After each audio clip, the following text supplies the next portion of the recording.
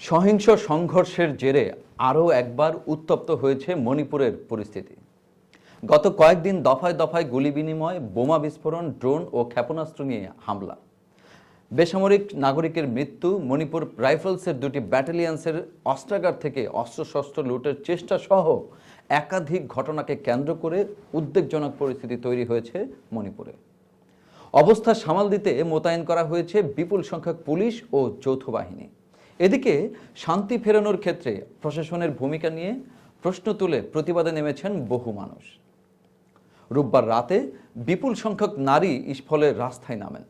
রাজ্যে শান্তি ফেরানোর পাশাপাশি মুখ্যমন্ত্রী বীরেন সিংহের পদত্যাগের দাবি তুলেছেন তারা। এই আবহে রাজ্যপালের সঙ্গে বৈঠক করেছেন রাজ্যের মুখ্যমন্ত্রী। মুখ্যমন্ত্রী জানিয়েছেন, মণিপুরের পরিস্থিতি সামাল দেওয়ার জন্য প্রশাসন সচেষ্ট। সাম্প্রতিক সহিংস সংঘর্ষে ক্ষতিগ্রস্ত পরিবারের সদস্যদের পাশে রয়েছে তার রাজ্যের বিজেপি সরকার।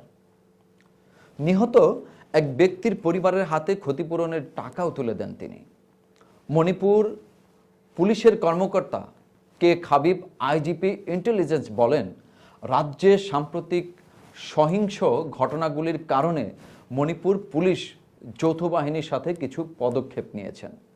আমাদের ঊর্ধ্বতন কর্মকর্তারা জেলা সদরে রয়েছেন এবং পরিস্থিতি মনিটর করছেন।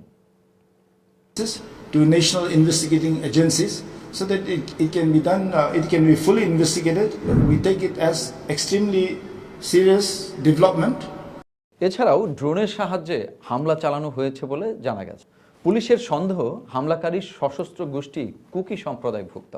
তারপর থেকে রাজ্যের একাধিক জায়গায় হামলা হয়েছে এবং কুকি ও মেইতেই সম্প্রদায়ের মানুষের মধ্যে দফায় দফায় সংঘর্ষ হয়েছে বলে অভিযোগ করেছেন স্থানীয়রা।